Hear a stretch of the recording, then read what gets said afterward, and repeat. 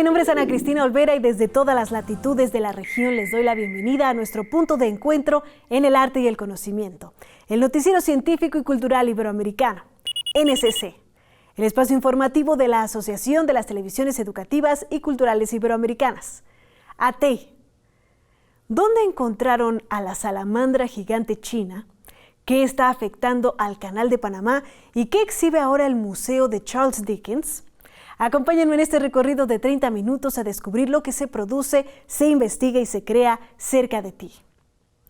En 2024, los observadores del cielo disfrutarán una serie de maravillas celestes, como un eclipse total de sol y espectaculares lluvias de meteoros. Estos fenómenos los registran los astrofotógrafos, como el mexicano Emanuel Delgadillo, oriundo de Guadalajara, Jalisco, México. Para Emanuel Delgadillo, la observación espacial es una de sus mayores pasiones desde que era niño. Hoy en día, este ingeniero en comunicaciones y electrónica egresado de la UDG es el actual presidente de la Sociedad Astronómica de Guadalajara y uno de los astrofotógrafos más destacados de México, cuyas imágenes han llamado la atención de organismos internacionales como la NASA.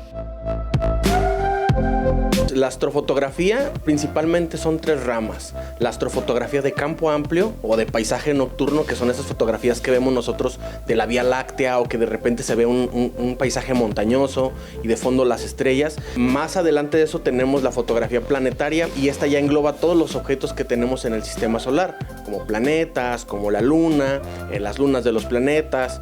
Y por último tenemos la más difícil, que es la de espacio profundo, que es para todos los objetos que están más allá del sistema solar, es decir, galaxias, nebulosas, cúmulos globulares.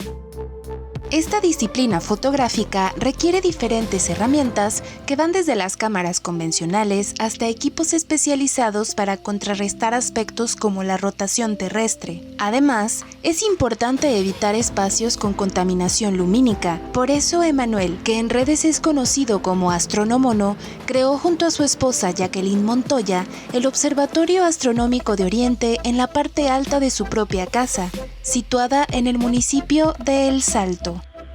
Mira, el observatorio ahorita cuenta con 2 equipos fijos. En la parte de afuera se pueden colocar otros 2. Estamos trabajando ya en la segunda etapa, que es construir otro observatorio con otros 2 equipos fijos que ya los tenemos completos.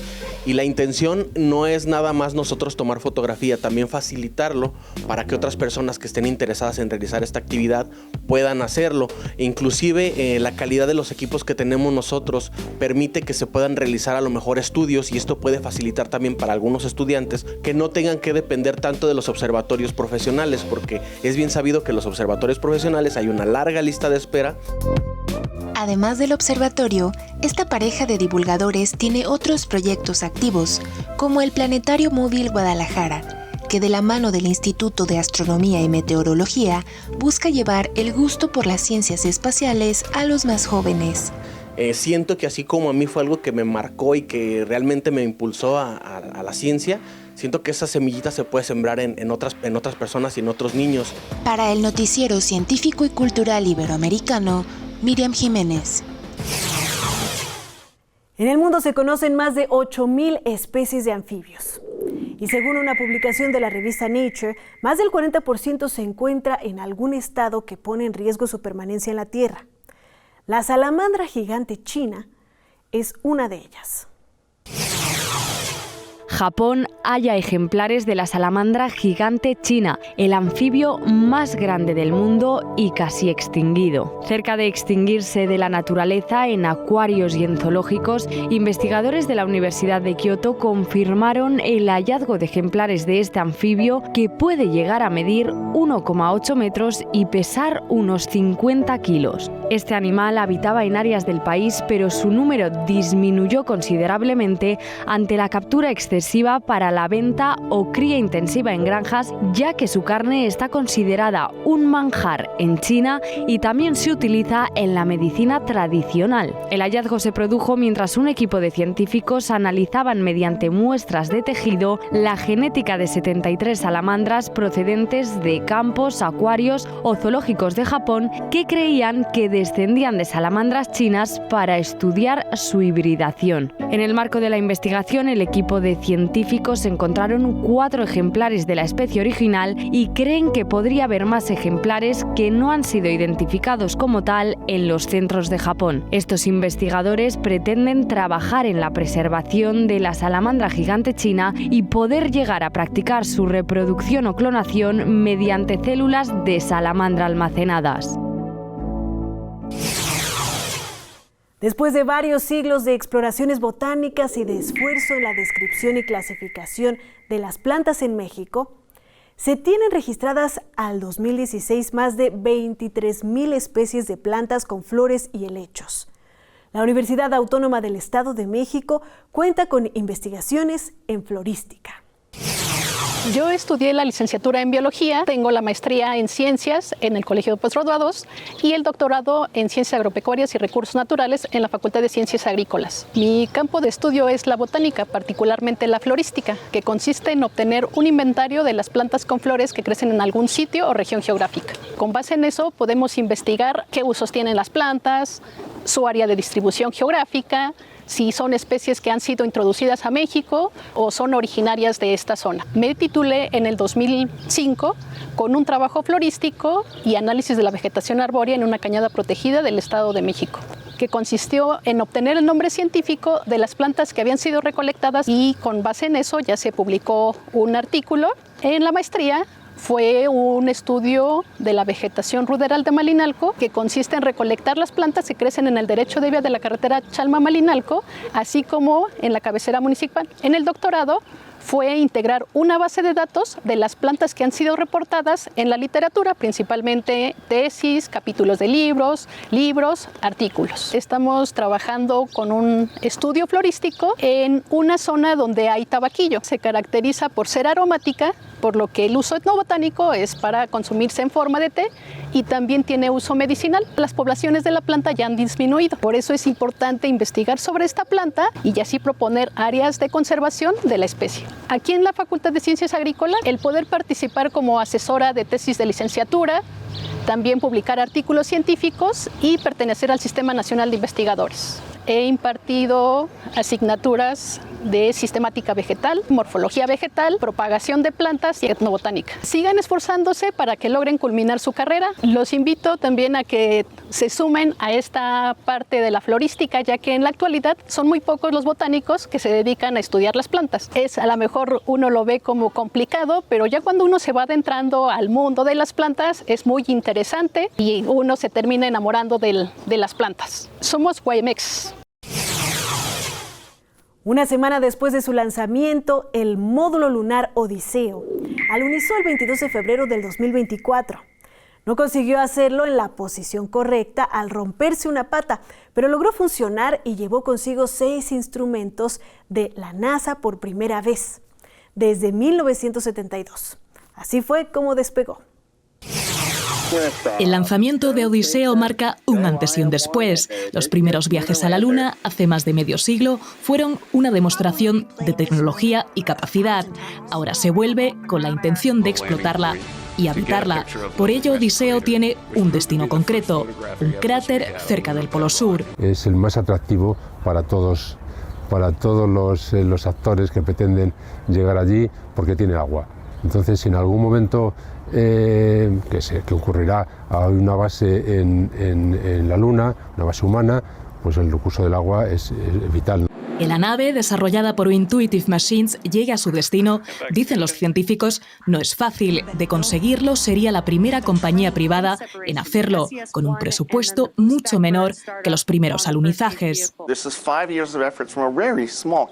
Han sido 5 años de esfuerzo de una pequeña empresa. Han progresado mucho, resuelto muchos problemas. Es un buen comienzo, pero esto no acaba aquí, explica Chris Culver, portavoz de la NASA. No acaba aquí porque la colaboración público-privada, según los expertos, ha venido para quedarse. La comercialización del espacio es toda una estrategia a largo plazo. El externalizar les capacita para el futuro.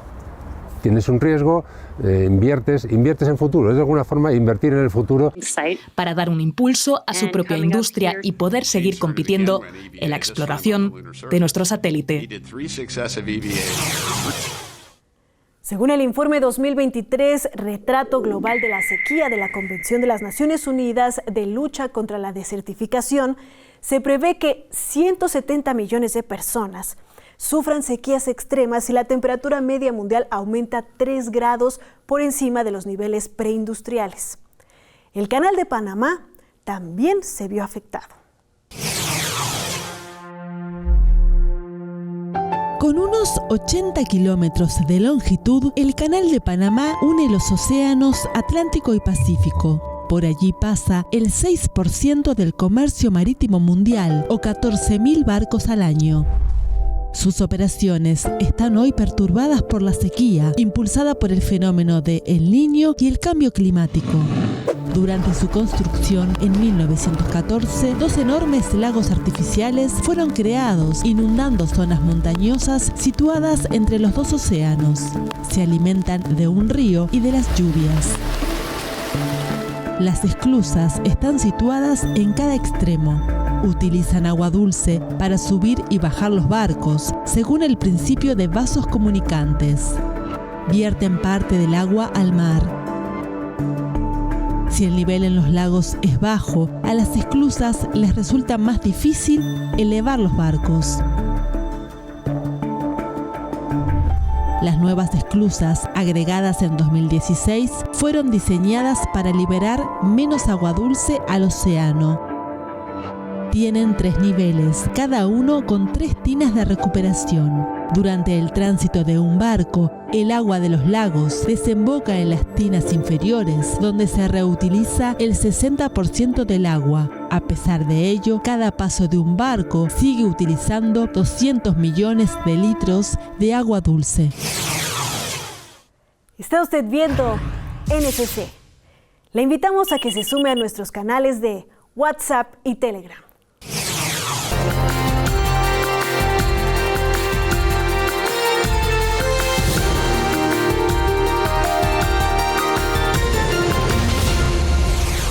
Se prevé que el mercado mundial de la inteligencia artificial alcance un valor de más de $1 billón en 2030 y su crecimiento tenga el potencial de aportar más de $15 billones a la economía mundial. En la moda se está usando también esta tecnología.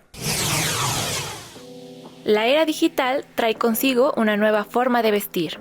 Comprar ropa en línea abrió camino a muchas maneras de poder venderla. Por ejemplo, existen diversas plataformas en las que a través de la inteligencia artificial puedes ver una prenda en diferentes tipos de cuerpo. Si una blusa o vestido va con tu tipo de cuerpo o no, sin necesidad de ir a una tienda.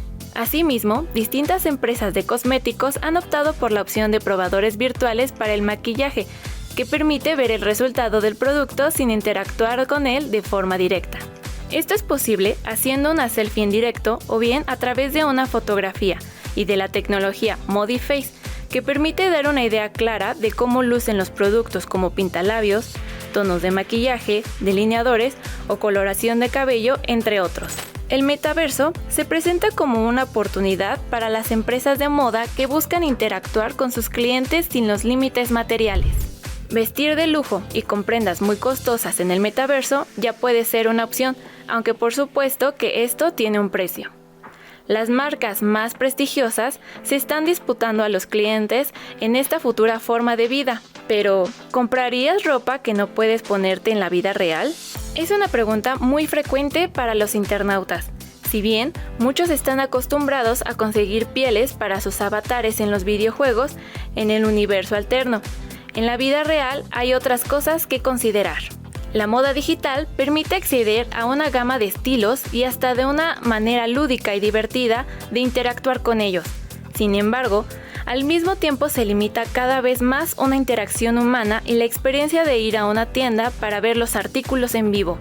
Esta digitalización ya forma parte de nuestro día a día y las nuevas generaciones están desarrollándose en ella y con un impacto cada vez mayor. El tesoro que llevaba el galeón San José no se conoce con seguridad, ya que lo declarado a la corona rondaba el $500,000 en oro, pero la tripulación portaba una cantidad muy superior oculta en diferentes partes del barco para evitar los impuestos reales. ahora comenzarán a extraer ese cargamento. Un tesoro en las profundidades del Mar Caribe. El gobierno de Colombia anunció el viernes que en abril comenzará la extracción de objetos que forman parte del tesoro del galeón español San José, sumergido desde hace 3 siglos y hallado en 2015 frente a Cartagena. Están las coordenadas del hundimiento del pecio arqueológico Galeón San José para hacer una mínima exploración y una mínima extracción de algunos materiales que están superficialmente en el lecho ubicados. El tesoro, cuyo valor se estima en miles de millones de dólares, está allí desde 1708, cuando el barco de vela fue emboscado y derribado por un escuadrón inglés. Las labores costarán más de $4,5 millones de dólares y se harán con un robot que desciende hasta los 600 metros de profundidad, donde está la nave.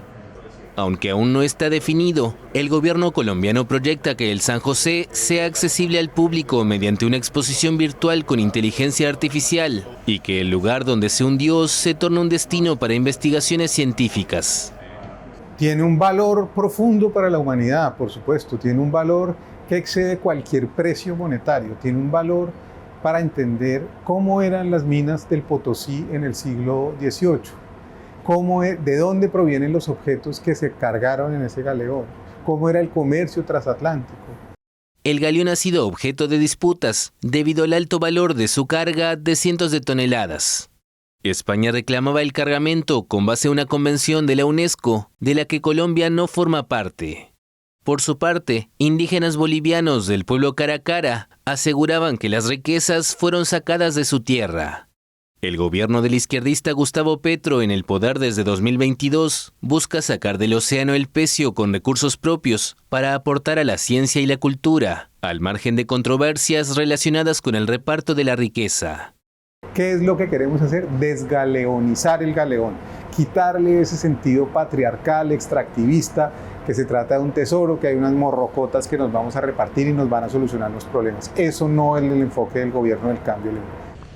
El anuncio del gobierno coincide con una nueva controversia, un litigio entre el Estado colombiano y la empresa estadounidense Research Armada ante la Corte Permanente de Arbitraje.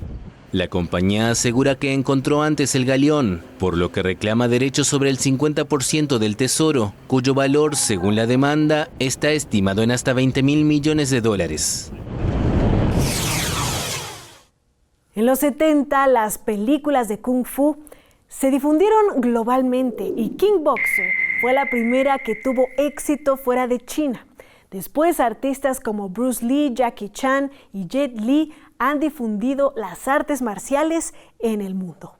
En Cuba, un artesano elabora utensilios para la práctica del también llamado Wushu. El cubano Julio Díaz ha dedicado casi 2 décadas de sus 77 años de vida a la elaboración en forma artesanal de los utensilios necesarios para la práctica del arte marcial chino Wushu o Kung Fu. En su humilde vivienda en el populoso barrio Centro Habana, en la capital de Cuba, Díaz trabaja cada día en un improvisado taller donde manufactura varios tipos de abanicos y armas utilizadas por los alumnos de la Escuela Cubana de Wushu y Qigong. Después de trabajar durante casi 4 décadas en la construcción de carreteras, Díaz sufrió en 2004 un infarto que lo mantuvo varios meses en cama, hasta que las atenciones médicas y el apoyo familiar le permitieron poco a poco recuperar la salud. Un año después descubrió las clases de Wushu que se imparten a diario en la escuela, en pleno corazón del barrio chino habanero, a las que se incorporó para mejorar su calidad de vida. Muy rápido se dio cuenta de las dificultades que tienen los alumnos y de manera particular los más ancianos para adquirir los artículos que se requieren en las clases diarias y que no se venden en la red de tiendas del país caribeño. Al ingresar en la escuela vi que hacía falta que cada alumno tuviera un abanico. Y digo, ¿cómo yo me hago un abanico si no lo puedo comprar? Entonces vi los abanicos chinos que habían, traté de imitarlos. Y fui imitándolo, mejorando. Los primeros me salieron más malos y después fui mejorando. Y a la vez les resolvía a muchos de mis alumnos de la escuela que no tenían. Y fuimos resolviendo la situación con madera reciclada, con lo que pudiéramos encontrar por ahí. Desde ese momento y sin tener la más mínima noción de ese tipo de trabajo, Díaz se enfrascó en copiar los abanicos chinos y las armas originales que poseía la escuela, con el propósito de intentar reproducirlos en madera, actividad manual en la que ya ha adquirido una verdadera maestría. El entrevistado calcula haber elaborado más de 200 abanicos, pues hay días que elabora entre 3 y 4, siempre con madera desechada por una carpintería cercana, material que además emplea en la manufactura de las armas. Utiliza también telas de sombrilla rotas y acetato para pegarlas a las varillas de formica o plywood. Los coloridos abanicos de Díaz, que él llama abanicos de Mulan, son muy demandados no solo para el uso en las clases, sino como elemento decorativo de algunas casas en la comunidad de descendientes chinos. Desde 2007, Díaz es el instructor de una veintena de personas mayores que practican wushu, a quienes ha suministrado sus propias manufacturas. Es increíble cómo un hombre con sus manos y con alguna dificultad de producto de su edad ha podido mantener viva la cultura del abanico, que sabe que a todo el mundo le gusta el abanico. Y los cubanos buscando a Julio por toda La Habana a ver cuántos abanicos le puede hacer, ¿no? Y esto él lo hace con material reciclable, con cosas que se encuentran. Y eso, gracias a él, tenemos la posibilidad de tener algunos abanicos. El maestro señaló que la labor de Díaz resulta muy importante por el lógico deterioro de los artículos originales utilizados en la práctica de la milenaria disciplina china y la imperiosa necesidad de renovarlos. Díaz sigue empeñado en su singular trabajo, en el que tiene la ayuda de su esposa Miriam Pérez, con quien lleva casado más de 50 años y a la que aún trata de convencer para que se inicie también en la práctica del wushu. Con información de la oficina en La Habana, Cuba, Noticias Xinhua. El Museo Charles Dickens en Londres es una casa victoriana típica de la clase media, con muebles, retratos y decoraciones que le pertenecieron. Recientemente se exhibió una colección de 120 cartas inéditas escritas por su cuñada que revelan nuevos detalles de su vida. Más de un centenar de cartas de Georgina Howard han salido a la luz esta semana en Londres, desvelando así detalles sobre la que fuera cuñada y estrecha confidente del escritor británico Charles Dickens. Con motivo del 112 aniversario del nacimiento del creador de Oliver Twist, el Museo de Charles Dickens presentó las 112 misivas inéditas de Howard, quien compartió hogar con el escritor inglés durante casi 3 décadas y se ocupó de su legado. En ellas, la que fuera amiga y confidente de Dickens se carteaba con el poeta y escritor inglés Charles Kent, editor de The Sun, a quien transmitía su sentimiento de pérdida tras la muerte del autor de Grandes Esperanzas. De acuerdo con la tataranieta de Dickens y biógrafa Lucinda Dickens, estas cartas no solo tienen relevancia por el vínculo entre Howard y el escritor, sino también porque permiten ir más allá del estereotipo de la mujer en la era victoriana. Porque muchas cartas y diarios de hombres se guardaron porque eran importantes y las mujeres eran vistas como poco importantes. Así que descubrir estas cartas de una mujer desconocida hasta ahora es realmente fascinante. Y es que en las cartas de Howard, en las que se cartea con Ken, desvela cómo era la mujer que se encargó del legado de Dickens y que compartió 28 años de su vida con el escritor. Georgina Howard se mudó a la casa familiar de los Dickens con 15 años, poco después de que el poeta contrajera matrimonio con su hermana, Catherine Howard. Tras el divorcio entre Catherine y Charles, Georgina continuó viviendo con el escritor, con quien se rumoreó que tuvo una relación romántica, pese a que expertas y la descendiente de Dickens no lo comparten. Gracias por habernos acompañado en este viaje informativo del Noticiero Científico y Cultural Iberoamericano, NSC.